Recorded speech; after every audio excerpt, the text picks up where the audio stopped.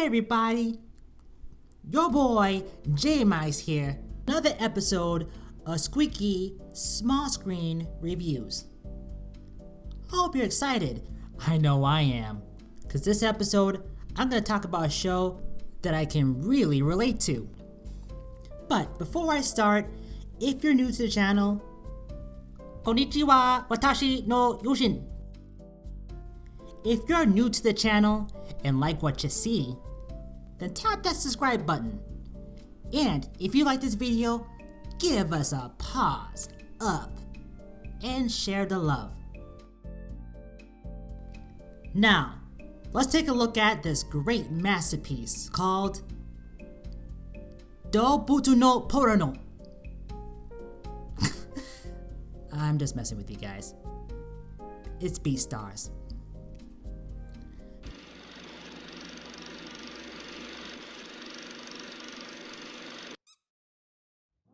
Beastars is an anime based on the manga and is streaming on Netflix. It takes place in a world of anthropomorphic animals.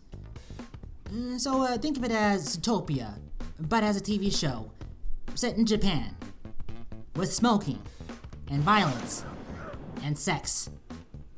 And I mean a lot of sex.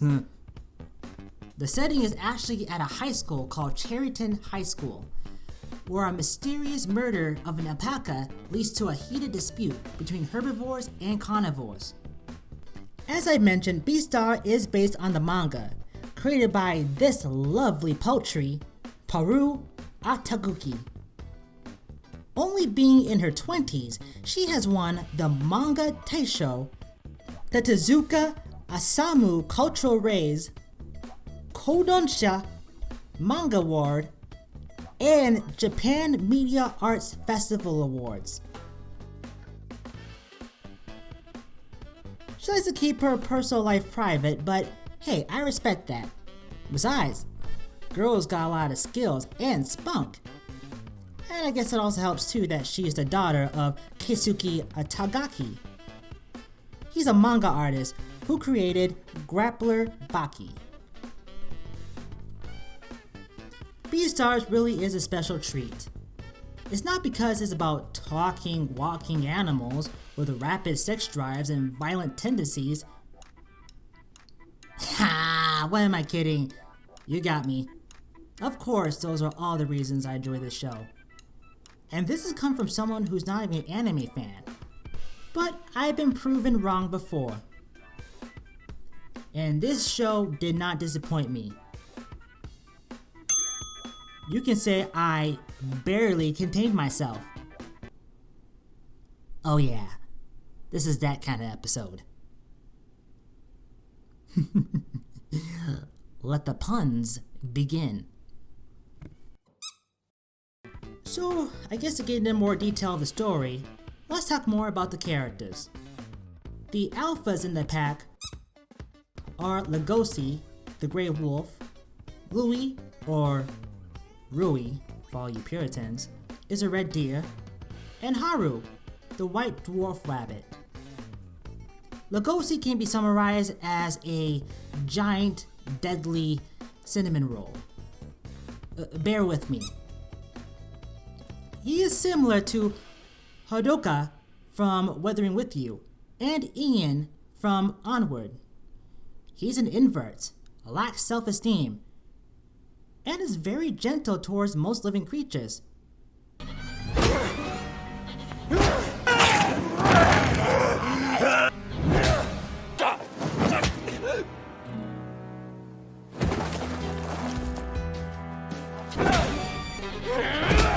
I said most.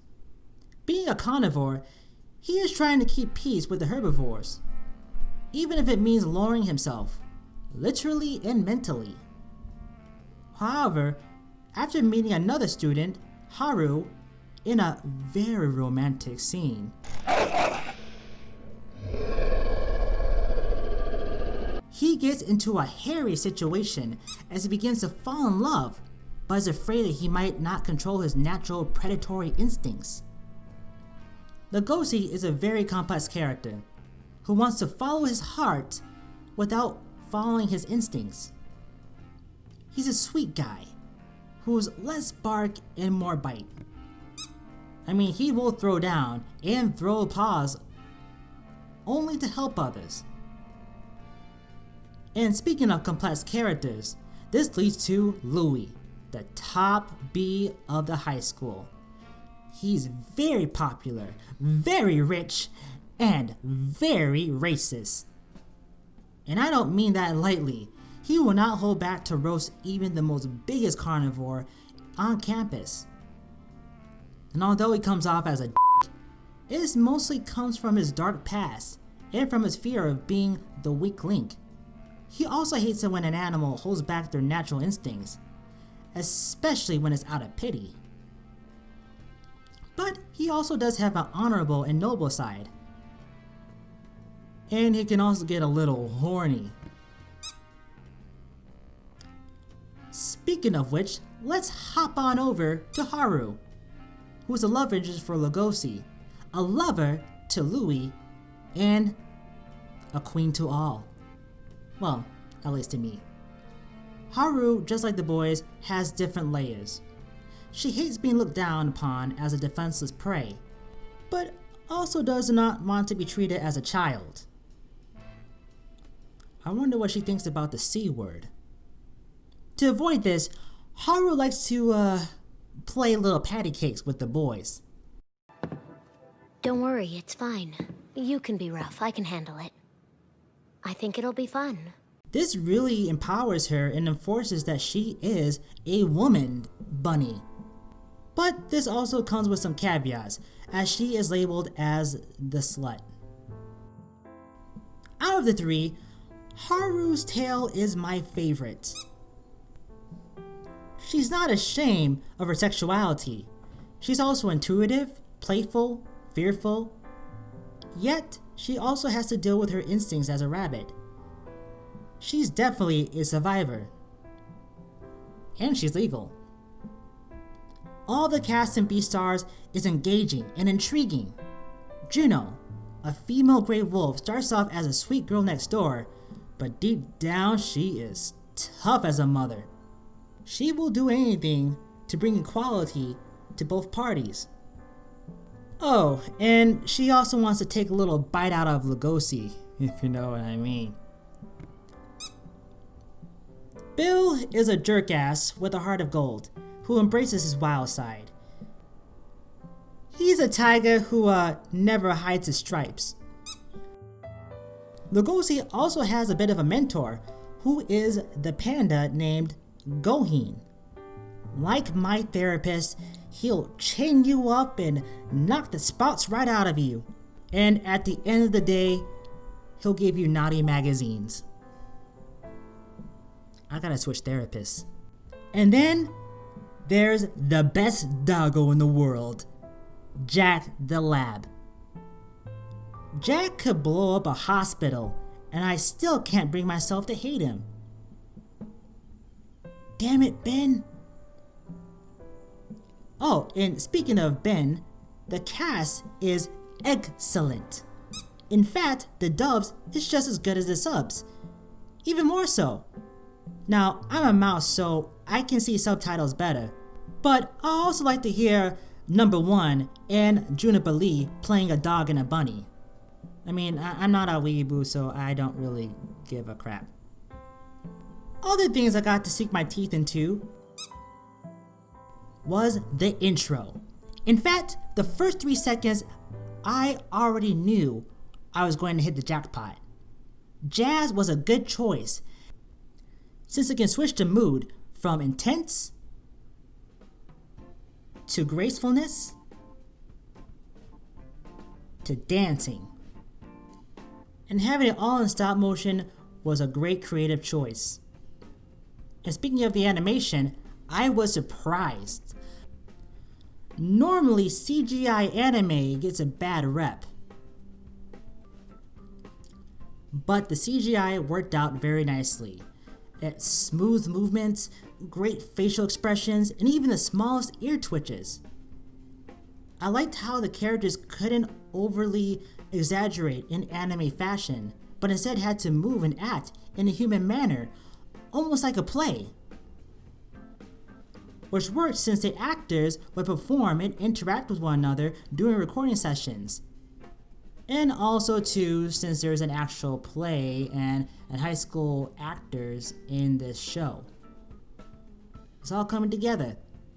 This is also one of the few animes in which case voices are recorded first before the animation. And that's nothing to squawk at. Mazzarelli! Stop making those puns! You're disturbing everyone! Okay, I'll stop horsing around. Mazzarelli! In terms of any CMs, it'll probably have to be the dubbing with the mouth flaps. They're not really that perfect, and at times, it can be a little off, especially for poor Bill. I heard about baring your fangs, but this is just ridiculous. And without giving too much away, one of the characters gets kidnapped by a Yakuza-like gang, which leads to an epic rescue. I don't know why, but it felt like two different genres. It's like Glee meets The Wire. I think we'll dig into this even further, such as the black meat market and everything else, in Season 2. Overall, I'm happy I got the chance to check out Beastars. I love the concept of the world. I know a lot of people are asking what the term Beastar is.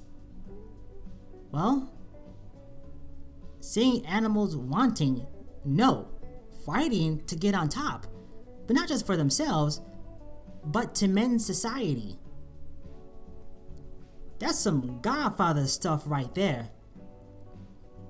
From a certain animals trying to preserve their species to the lion mare who went through surgery just to look less threatening to herbivores.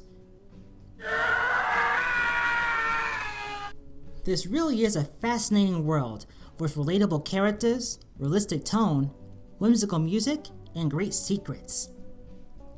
I guess that makes me a furry, right? Wrong! I'm a talking red cartoon mouse. It'd be like asking Dumbo if he has a flying permit.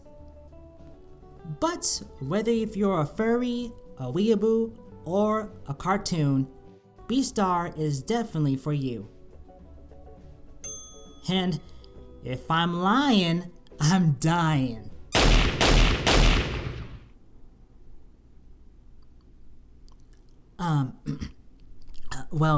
Look at the time.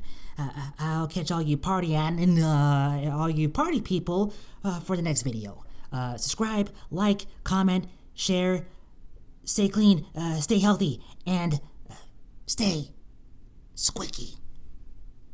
Bang! Tail swinging, maybe I'm in love. Leg, who she? Leg. What? Oh, my tail swinging, maybe I'm in love. Leg, who she? Leg, who she? Leg, who she? Leg, who she? Leg, who she?